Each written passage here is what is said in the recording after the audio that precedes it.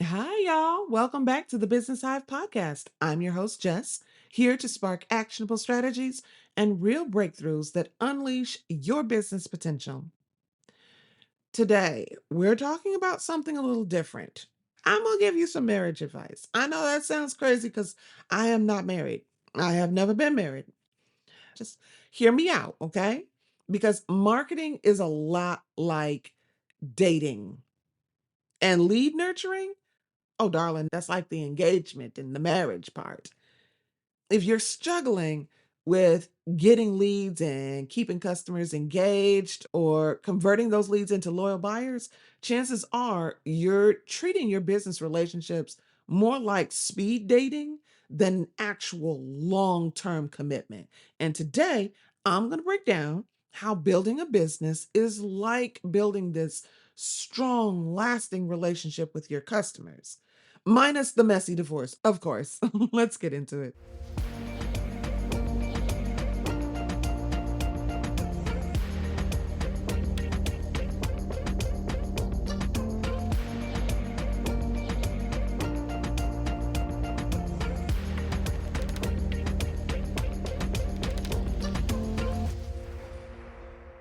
Let's start with dating. Think about your brand awareness like the first impression you give on a dating app. So, if you have been married for a while and you've never been on a dating app, let me give you a brief overview, okay? Because I've had my share of time on these dating apps. You create this profile and you fill in all of this information. And, depending on the app, they may have a ton of questions, or some of the apps only ask a few questions. But you fill out all this information about yourself.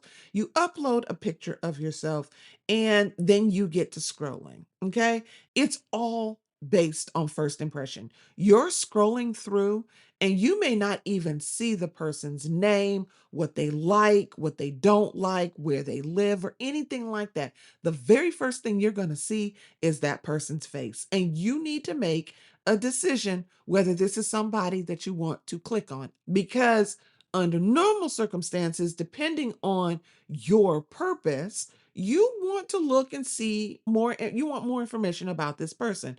And so you would do that by clicking on their profile. But you're not going to sit there and click on 40 million profiles. You're only going to click on the profiles of someone whose picture intrigued you. Okay. So that's the basis of these dating apps.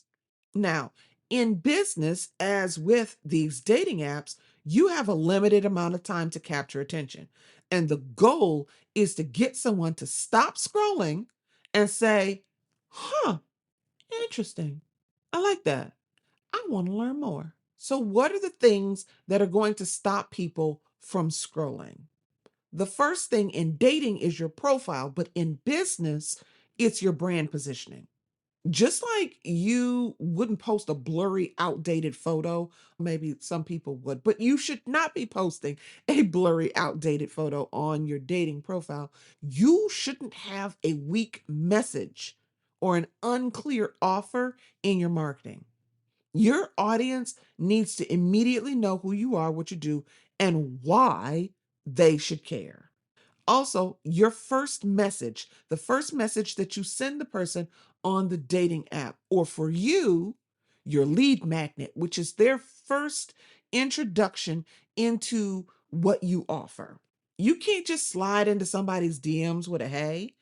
That's how you get ignored. That's how people start to block you. And the same thing goes for marketing. Your lead magnet, the thing that gets people to opt into you, needs to be compelling and relevant. And most importantly, it needs to be valuable. A freebie that doesn't align with your paid offer is like telling somebody you love hiking when actually you hate the outdoors. It's misleading, and it sets up the wrong expectation. In addition, your lead magnet needs to provide value. Okay. So What I like to tell people is when you are creating a lead magnet, create something that will provide value immediately. It should be a micro pain point. I'm not talking about a big pain point, but something that is still painful enough that alleviating that pain point will cause the potential customer to pay attention. What can you create? What type of lead magnet can you create that will then get folks to pay immediate attention to you? And then we move into the first date, which AKA is your welcome message. So they've downloaded this lead magnet, okay? You sent them this lead magnet and you have started having a conversation. You asked them out and you're like, hey, we need to go out. And they say, sure. You cannot let your welcome sequence leave a bad impression on your potential customer. If someone gives you their number, you don't ghost them, right? But that's exactly what too many businesses do after capturing a lead. Your welcome sequence should build trust and set certain expectations that guides them to the next step. It's not about pushing for the sale right now. Now is not the time to start talking about how you want to marry this person.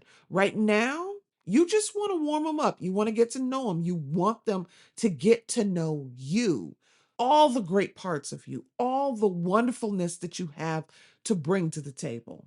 So you stop them from scrolling. You sent out your first message. Y'all went on your date. Now it's time to start talking about commitment because once you've gotten their attention, it's your responsibility to keep it. It is not their responsibility.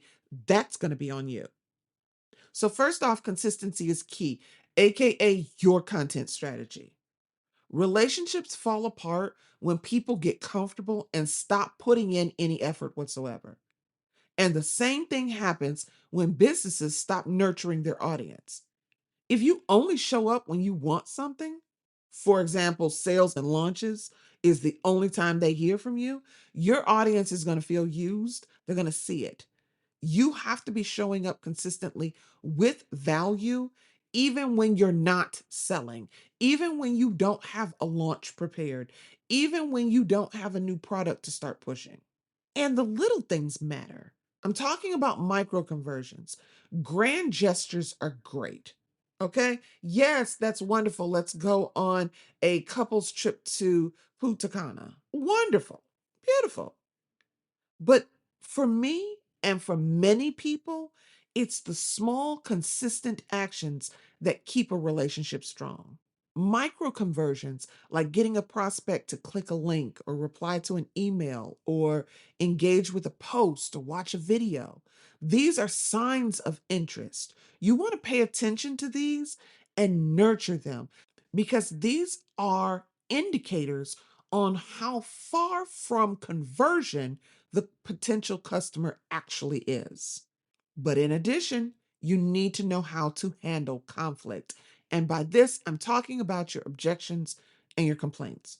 Every relationship is going to have challenges. That's a given. Don't think that you're going to be any different.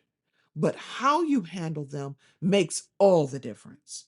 When a lead hesitates or a customer has a issue, small or large, do not ignore it and Lord help us, don't get defensive.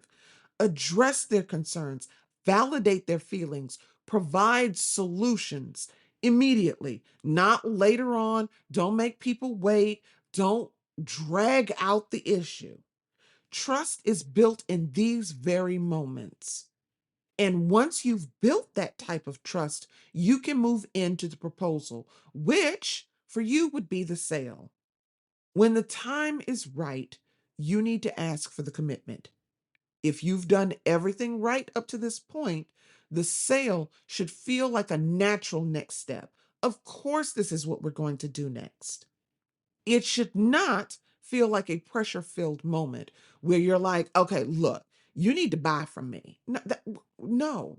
If they're still unsure about you, you either need to reinforce the value or recognize that they just might not be a good fit.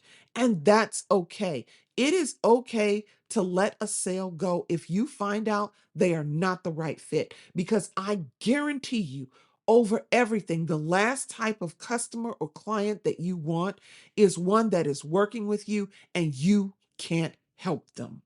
Because that's not going to lead to the fifth and final phase, which is happily ever after or customer retention and loyalty. The sale isn't the end. Okay, that's not the end all be all. Contrary to popular belief, most businesses, once they get you in the door, they don't care anything else about you. But that is the absolute wrong way to deal with your clients. The sale is just the beginning. Just like a marriage, you need to continue nurturing the relationship, pouring into each other. Surprise and delight your customers, reward loyalty, keep them engaged, remind them that referring you is a great way to support their own community. You do this, and they'll stick around. So, how do you apply all of this to your business? Let's look at some immediate action steps you can take, along with how to make them work effectively. First, I want you to look at your brand positioning. So, open up your website and your social media. What do you see? Does it immediately communicate what you do and why someone should care about what you do? Does it immediately indicate what you're offering and how what you offer actually provides value and solves a pain point? Because if not, you've got a little work to do. Your brand positioning should be as clear as introducing yourself at a networking event. It should be stated concisely with confidence and be compelling. If your messaging is scattered and unclear, this is the time to begin refining it. I also want you to look at your lead nurturing sequence. Go through all the emails in your welcome sequence. I want you to position yourself as a new subscriber. Think about things as if you know nothing about your business and you just came across this lead magnet that you signed up for. You may even want to have somebody in your family or one of your friends or one of your colleagues or an associate do this. Ask them, are the emails actually nurturing or just a series of random messages? Because your sequence should guide your lead from curiosity to trust. You want to start with an engaging introduction and then proceed further with value packed content before moving into the offer. If there's no logical flow with your nurture sequence, then I want you to restructure it. And then lastly, I want you to engage more without selling. If the only time your audience hears from you is when you're pitching something, you're doing it wrong. Make it a habit to show up with value first. This could be sharing behind the scenes insights or answering common questions or objections, creating content that keeps people engaged. The more you give, the easier the sale becomes when the time is right. So let's recap a few things. Your marketing strategy needs to follow a natural flow of a relationship because first impressions matter. You want to have a clear position and strong lead magnet. Once they have downloaded that lead magnet, you want to nurture your leads like you're dating them. Keep them engaged and begin building that trust. The sale is your proposal, so make it special, not a last minute push. Hey, by the way. And last but not least, customer retention is marriage. So you are going to have to keep showing up and delivering value well into the relationship. Now, think about your marketing. Are you treating it like a long term relationship, or are you just looking for some quick wins? Get in, get out. If it's the latter, I want you to shift your mindset. And once you do this and you begin doing these audits and shifting your messaging, you're going to see a huge difference in not just your leads, you're going to see a big difference in your sales. All right, that's it for today's episode of the Business Hive. Thank you so much for listening. And until next week, stay curious, stay consistent, and do it afraid. Bye.